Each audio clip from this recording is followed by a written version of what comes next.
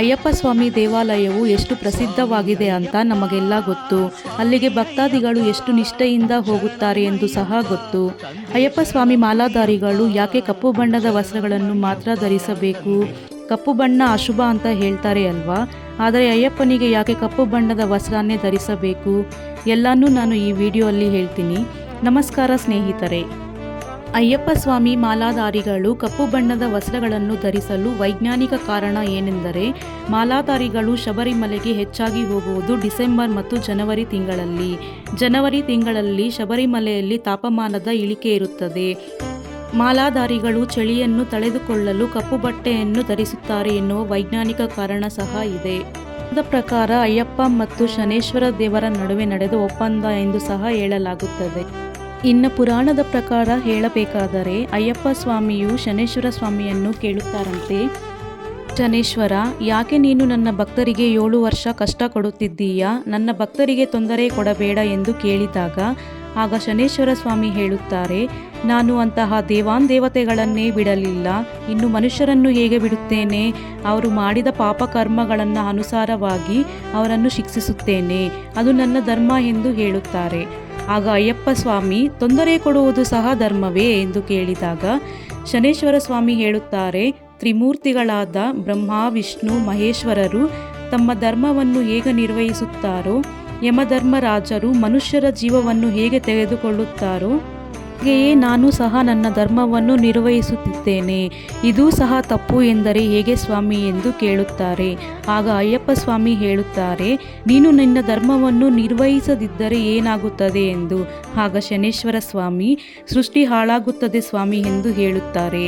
ಶನೇಶ್ವರನ ಮಾತಿಗೆ ಒಪ್ಪಿದ ಅಯ್ಯಪ್ಪ ಸ್ವಾಮಿ, ಮುಂದೆ ನೀವು ನೀಡುವ ಶಿಕ್ಷೆಗಳನ್ನು ಹೇಳಿ ಮತ್ತು ನನ್ನ ಭಕ್ತರಿಗೆ ಆ ಶಿಕ್ಷೆಗಳನ್ನು ಒಂದೇ ಮಂಡಲ ಅವಧಿಯಲ್ಲಿ ಅನುಭವಿಸುವುದಕ್ಕೆ ನನ್ನ ವ್ರತಗಳ ವಿಧಾನಗಳನ್ನು ಸೂಚಿಸುತ್ತೇನೆ. ಈ ಮಾತಿಗೆ ಶನೇಶ್ವರ, ನಾನು ಕೊಡುವ ಶಿಕ್ಷೆಗಳು ಶತಕೋಟಿ. ಶನಿಯ 7 ದಿನಗಳು ವಿವಿಧ ಆಹಾರ ಮತ್ತು ಹಣ್ಣುಗಳನ್ನು ತಿನ್ನುವುದರಿಂದ ಆನಂದಿಸುತ್ತೇನೆ. ದಾರಿ ಇಲ್ಲದವರಿಗೆ ದಾರಿ ತಪ್ಪಿಸುವಂತೆ ಮಾಡುತ್ತೇನೆ. ನಾನು ಅವನನ್ನು ಹಾಸಿಗೆಯಿಂದ ಹುಲ್ಲು ಹಾಸಿಗೆ ಮೇಲೆ ಮತ್ತು ಬಂಡೆಯ ಮೇಲೆ ಮಲಗಿಸುತ್ತೇನೆ. ದಂಪತಿಗಳಾಗಿದ್ದರೂ ನನ್ನ ದೃಷ್ಟಿಯಲ್ಲೂ ಅವರು ಬೇರೆಯಾಗಿರುತ್ತಾರೆ. ಧರಿಸಲು ಸರಿಯಾದ ಬಟ್ಟೆ ಇಲ್ಲದೆ, ತಲೆಗೆ ಎಣ್ಣೆ ಇಲ್ಲದೆ, ಕಾಲಿಗೆ ಚಪ್ಪಲಿ ಇಲ್ಲದೆ, ನನ್ನ ಗುರುತಿಗೆ ಸಿಗದಷ್ಟು ವಿಕಾರ, ಸೌಂದರ್ಯ ಮತ್ತು ಶಕ್ತಹೀನವಾಗಿರುವುದಕ್ಕೆ ಕಾರಣವಾಗುತ್ತೇನೆ. ಎಂದೆಂದಿಗೂ ಸ್ನಾನವಿಲ್ಲದೆ ಮುಳುಗದವರನ್ನು ನೀರಿನಲ್ಲಿ ಅಲೆಯುವಂತೆ ಮಾಡುತ್ತೇನೆ. ಇದನ್ನೆಲ್ಲ ಒಂದೇ ಮಂಡಲದಲ್ಲಿ ದಂಡಿಸುತ್ತೀರಾ ಎಂದು ಶನೇಶ್ವರ ಕೇಳಿದಾಗ ಅಯ್ಯಪ್ಪ ಸ್ವಾಮಿ ಉತ್ತರಿಸುತ್ತಾರೆ, ನೀನು ಹೇಳಿದ ಎಲ್ಲ ಶಿಕ್ಷೆಗಳನ್ನು ಕೊಡುತ್ತೇನೆ. ಹಾಗೆ ನನ್ನ ಭಕ್ತರು ಮಂಡಲ ವ್ರತದ ಸಮಯದಲ್ಲಿ ಅತ್ಯಂತ ಸರಳ ಆಹಾರವನ್ನು ಸೇವಿಸುತ್ತಾರೆ. ಅಲಂಕಾರಿಕ ಹಾಸಿಗೆಗಳ ಮೇಲೆ ಮಲಗದೆ ನೆಲದ ಮೇಲೆ ಮಲಗುತ್ತಾರೆ.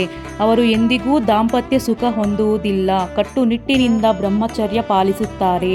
ಹಾಗೆ ಅವರು ಕಾಡು ಪರ್ವತ ಮೂಲಕ ಹಾದು ನನ್ನ ನೋಡಲು ಬರುತ್ತಾರೆ. ಸದಾ ನನ್ನ ಹೆಸರನ್ನು ಸ್ವಾಮಿಯೇ ಶರಣಮಯ್ಯಪ್ಪ ಎಂದು ಜಪಿಸುತ್ತಾ ಅವರು ಸ್ವಾಮಿ ಎಂದು ಕರೆಯಲ್ಪಡುತ್ತಾರೆ. ನಿನ್ನ ಇಷ್ಟದ ಬಣ್ಣವಾದ ಕಪ್ಪು ಬಟ್ಟೆಯನ್ನು ತೊಡಗಿಸುತ್ತೇನೆ.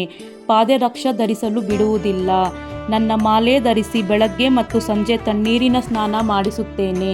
ನನ್ನ ಭಕ್ತರೆಲ್ಲ ಕಷ್ಟಪಟ್ಟು ಈ ವ್ರತವನ್ನು ಮಾಡಿ ನನ್ನ ನೋಡಲು ಬರುತ್ತಾರೆ. ಹಾಗಾಗಿ ಅವರ ಮೇಲೆ ನಿನ್ನ ದೃಷ್ಟಿನ ಇಡಬೇಡ. ನನ್ನ ಭಕ್ತರ ಮೇಲೆ ಕರುಣೆ ಮತ್ತು ಕೃಪೆಯನ್ನು ತೋರಿಸಿ ಎಂದು ಕೇಳುತ್ತಾರೆ.